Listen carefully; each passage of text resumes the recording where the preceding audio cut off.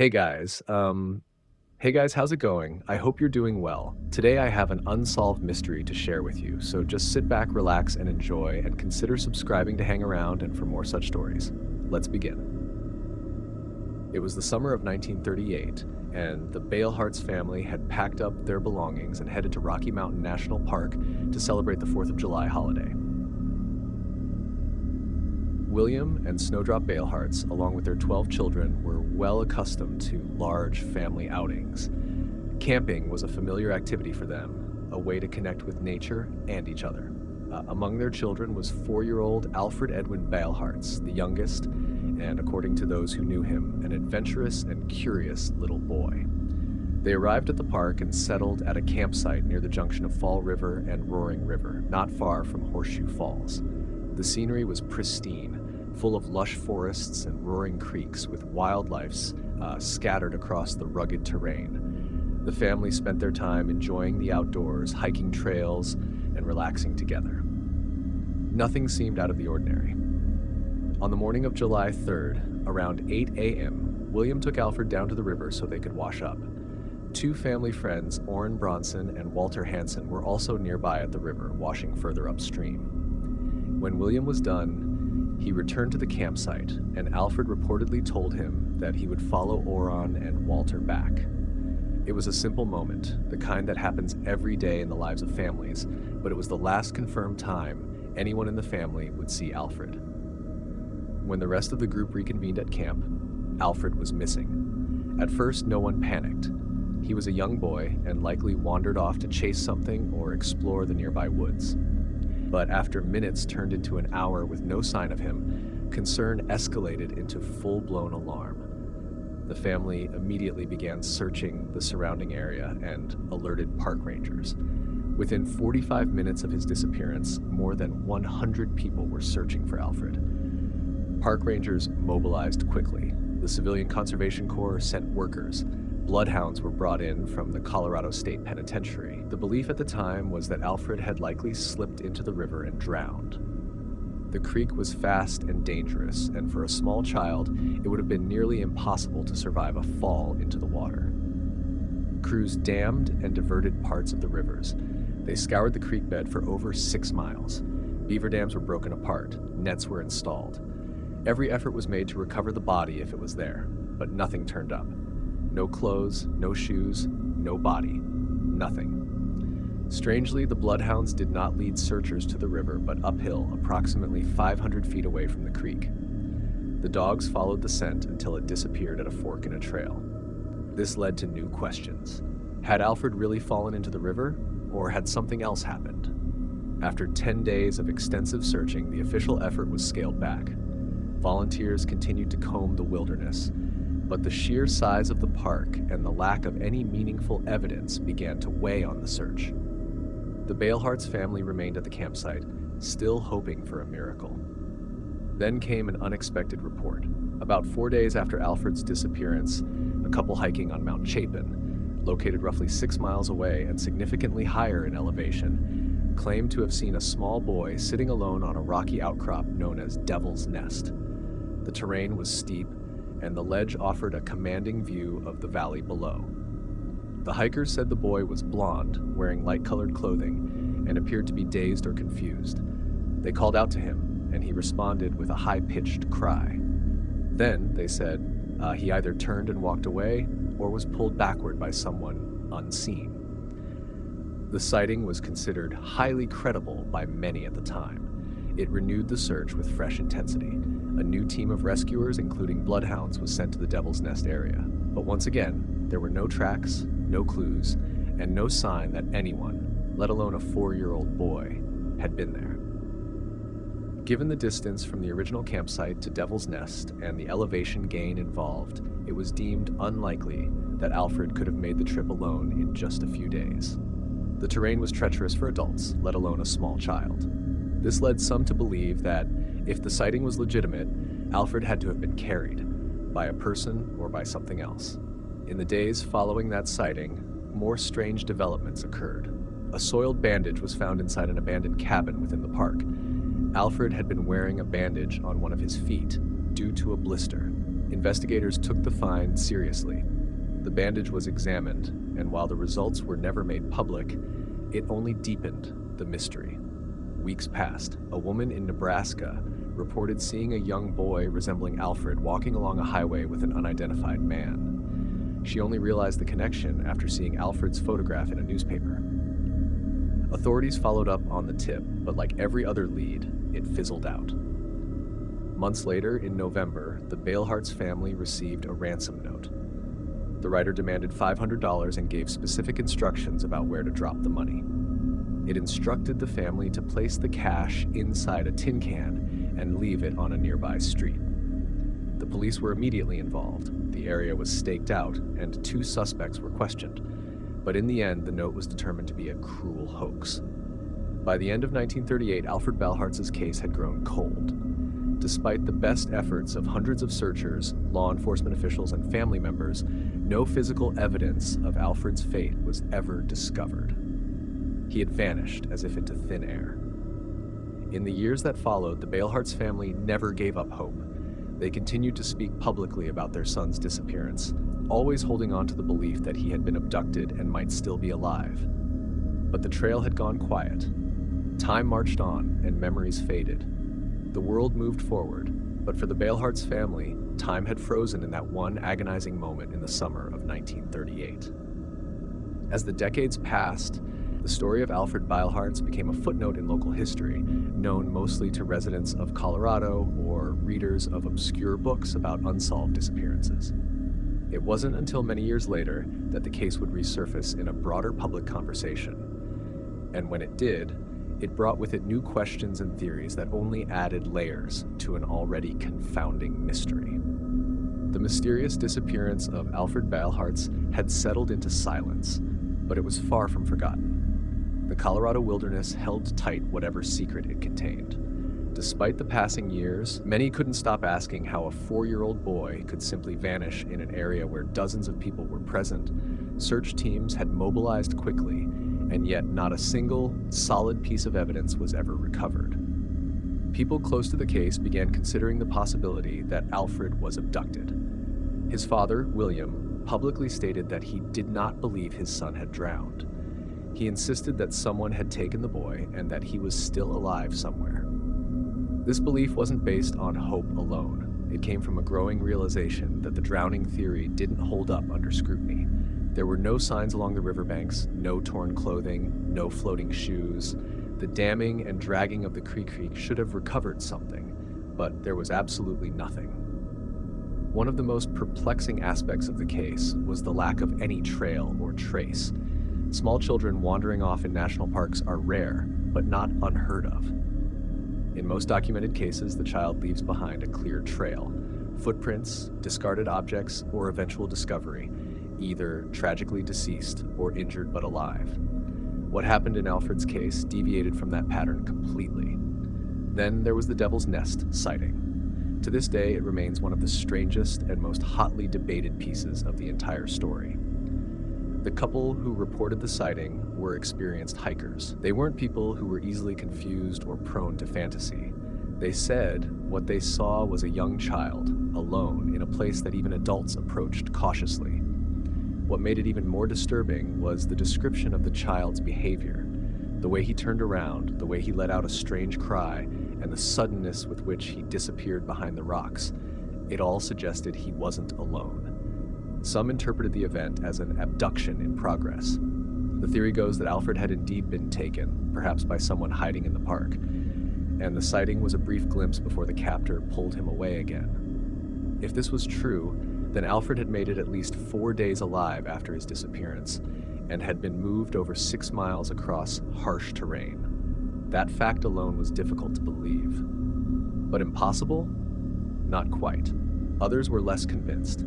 Skeptics said it might have been a hallucination, or that the hikers had seen an animal, or another child, but no other child was reported missing in that area, and there were no reports of families hiking near Devil's Nest at the time. The more one tried to make sense of it, the less sense it made. The bandage found in the cabin raised even more eyebrows. Alfred had a blister on his foot at the time he went missing, and was wearing a bandage. When a matching one was found abandoned in an otherwise uninhabited shelter, it felt like a major break. Authorities took it seriously and forensic analysis was conducted, but the results were never disclosed publicly. Some say that nothing conclusive was found. Others believe the results were buried to avoid drawing attention to the possibility of criminal activity inside a national park. As time passed, the strange details didn't fade. Instead, they grew more curious. For instance, how did the bloodhounds lose Alfred's scent so quickly? Dogs typically can follow a scent for miles, especially when conditions are ideal, as they were that day. But in this case, the trail ended abruptly near a fork in the trail uphill from the river, an area that offered no sign of a scuffle or departure. It was as though Alfred had simply vanished into thin air. The case took on a second life decades later when researchers and investigators began noticing patterns of mysterious disappearances in national parks across the United States. Young children, often between the ages of 2 and 6, seemed to vanish under similar circumstances. In several cases, the stories shared eerie similarities. Children disappearing without a trace, bloodhounds unable to track the scent, and rugged, sometimes inaccessible terrain involved in possible sightings. These patterns caught the attention of both professional and amateur investigators. Some began compiling data and noting clusters of missing persons cases. Alfred's case was among the earliest and became something of a prototype for these baffling, vanishing stories. One of the most cited characteristics in these disappearances was the sudden and complete absence of evidence. People disappear every day, but in most cases, evidence is left behind: a dropped item, disturbed ground, or an eyewitness account. In Alfred's case, nothing was disturbed. Not even the wildlife in the area had left behind any clues. If a mountain lion or bear had taken him, signs of a struggle would have been found. There would have been noise, drag marks, or remains eventually discovered, but nothing appeared. Not even birds picked up on the scent.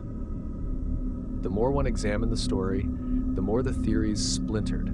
Some stuck with the abduction theory, proposing that someone had been stalking the campsite and waited for an opportune moment to strike. Others proposed that Alfred had fallen into a cave system or hidden crevice that had gone unnoticed by searchers. Colorado's mountains are filled with fissures and mine shafts that can swallow a person whole. But those areas, too, had been searched as well as possible under the circumstances. Then there were those who suggested far stranger explanations.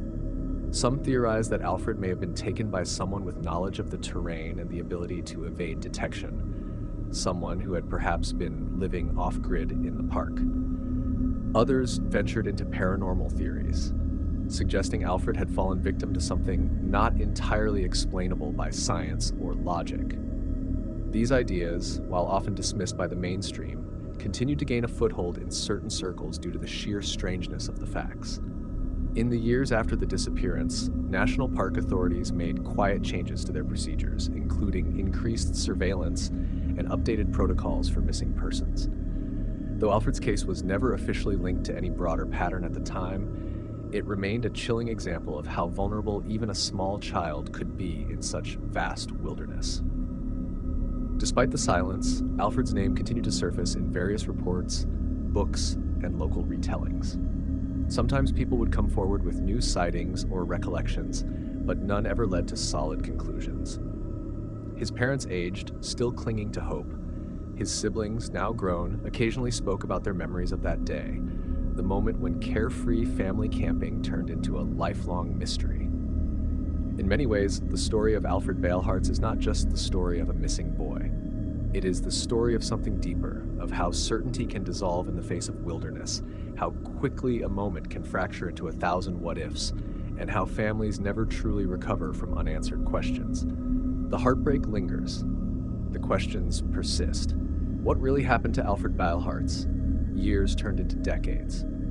Alfred Beilhartz remained missing, and the silence around the case grew heavier. For the Beilhartz family, time didn't heal the wound, it only etched it deeper. Every birthday passed like a ghost. Every holiday, every family photo, marked the absence of a child whose fate had never been explained.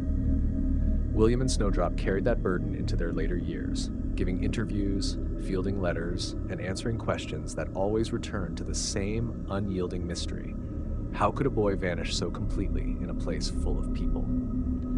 The search logs and ranger reports from 1938 were archived, filed away, but never forgotten by those who had combed the woods.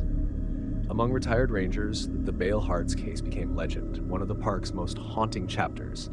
Even new generations of park officials knew the name. Some brought up the strange trail endings, the baffling absence of remains, the Devil's Nest sighting. It was discussed in quiet tones, never officially reopened, but never put fully to rest. The case gained renewed attention many years later, especially as national park disappearances began to draw interest from investigators looking for patterns. It became increasingly clear that Alfred's case wasn't just a one-off tragedy. There were other stories: children vanishing during hikes, people stepping off trails and never being seen again, disappearances in areas that had been thoroughly searched and yet yielded no evidence. The similarities across cases were subtle but persistent. Victims disappearing within a very short time window, often near granite boulder fields or bodies of water, sudden weather changes during the search, and failure of tracking dogs to maintain a scent. Some of these characteristics echoed Alfred's disappearance eerily. The sharp terrain, the proximity to water, the momentary lapse of adult supervision, and the fact that trained dogs couldn't track his trail for more than a few hundred feet.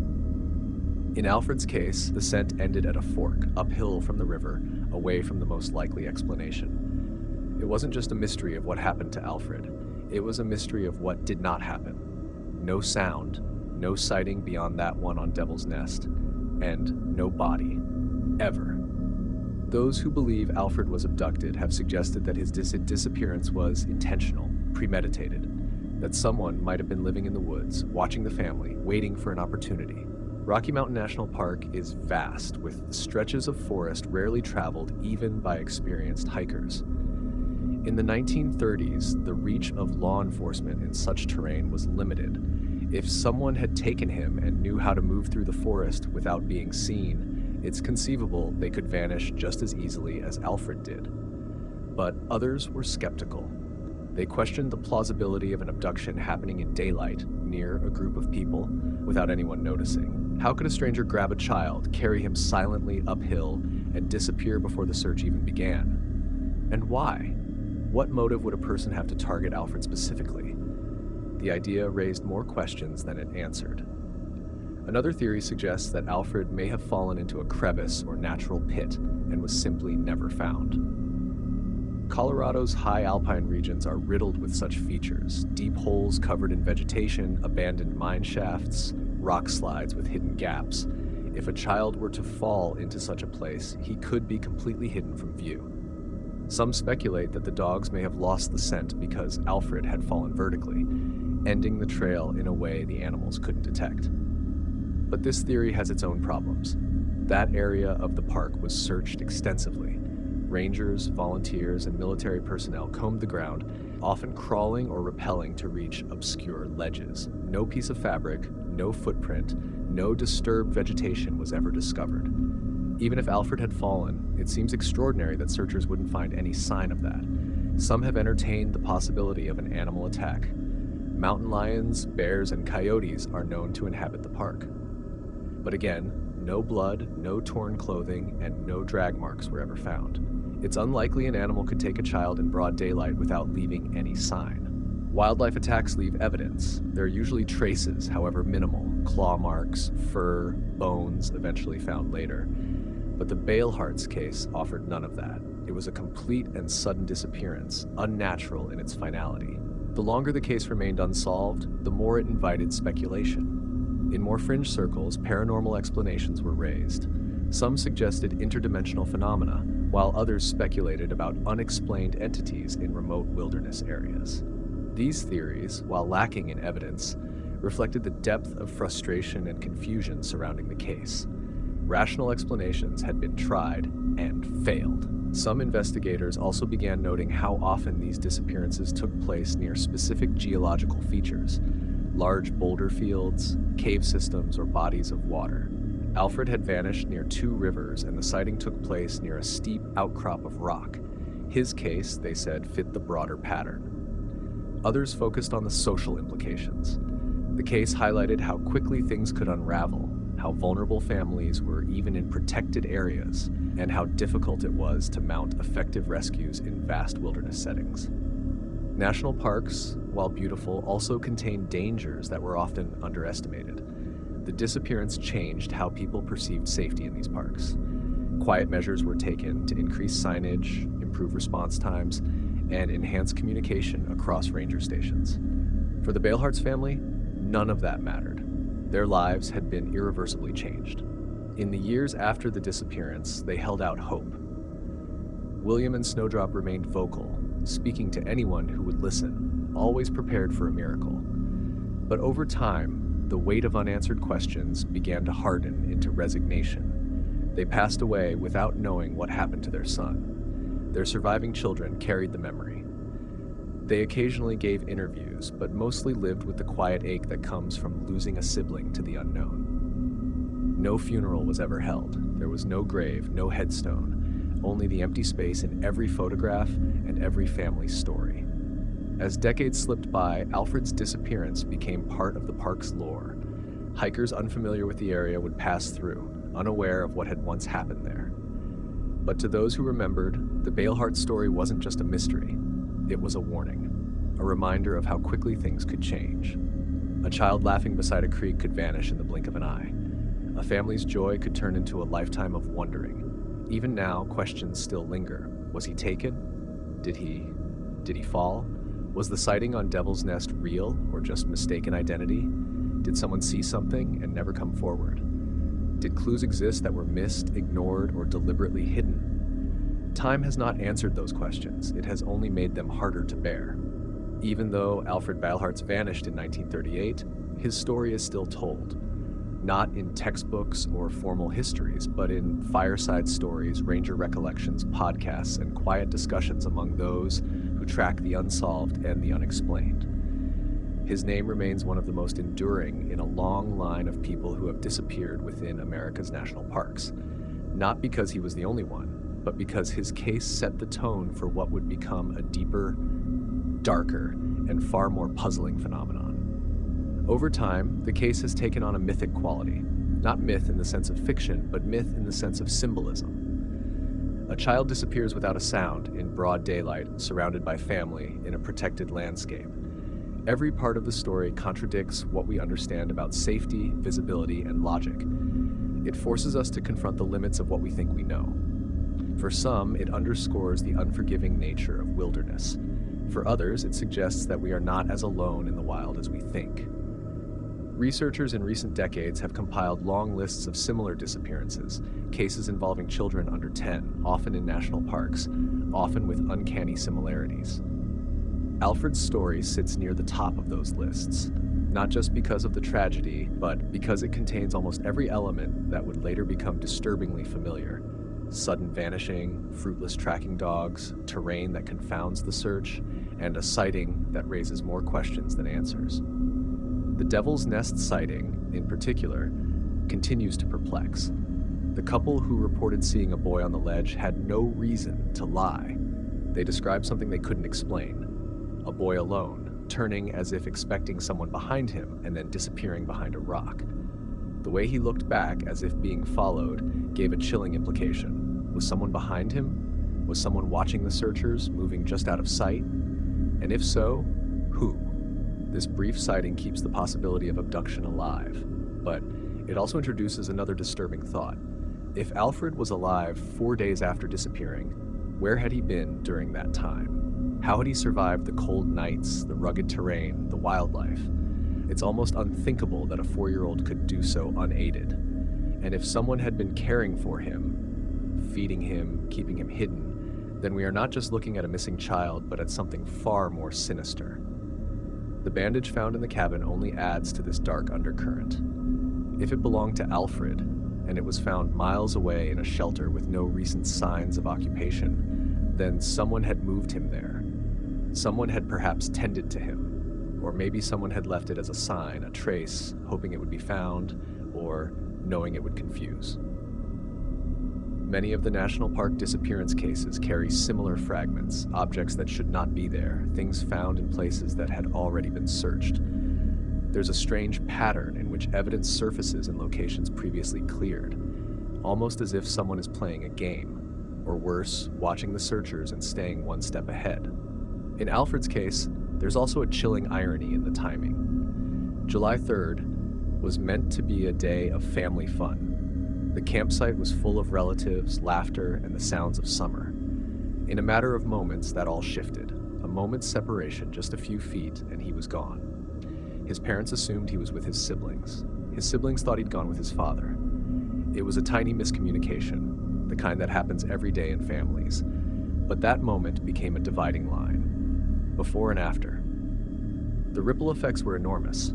For years, William and Snowdrop remained active in the search. They offered rewards, contacted spiritual mediums, even chased rumors. But nothing ever came. No body, no confirmed sighting, just a widening gulf of silence. And over time, like so many cold cases, the public attention faded. Yet the story endured underground in ways official records could not contain. Retired rangers would share it with new recruits. Writers and researchers would circle back to it again and again. The name Alfred Beilhartz became shorthand for the impossible disappearance. Modern theories have since tried to apply new methods. Geographic profiling, psychological modeling, and even AI simulations have been used to analyze how a child might move in wilderness scenarios. But Alfred's case defeats even the most sophisticated attempts. The distances don't line up, the timing is too tight, the evidence is non-existent. Every scenario has a contradiction. If he wandered, where are his tracks? If he drowned, where is the body? If he was taken, how did the abductor escape unseen? If he was alive 4 days later, who was feeding him? And if none of these things happened, then what did? The national park system, for all its grandeur and beauty, holds many such mysteries. Alfred Beilhartz's case is just one of many, but it stands out because of its clarity.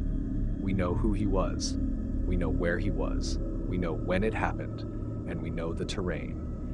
But none of that has ever brought us closer to an answer. Even now, visitors to Rocky Mountain National Park unknowingly pass through the areas where Alfred once walked. They cross bridges near the roaring river, they stand on ledges and look down over Devil's Nest. They hike the trails that were once covered by search teams and bloodhounds. The forest is quiet now, but that quiet feels different when you know the story. It feels like a secret the landscape is still keeping. In the end, Alfred Beilhartz became more than a missing child. He became a symbol. A story whispered across generations, a case study debated and mourned. He is not forgotten. His photograph, faded in black and white, still appears in reports, in forums, in books about unsolved mysteries. He is always smiling in those photos, frozen at 4 years old, his life paused forever on the edge of a creek, a few steps behind his family, a few seconds away from vanishing into history. And so the question remains, suspended in time, what happened to Alfred Beilhartz? No one knows. No one saw, no one heard. He was there, and then he wasn't. The forest took him, or someone inside it did. Either way, the silence that followed has never been broken, and perhaps it never will be.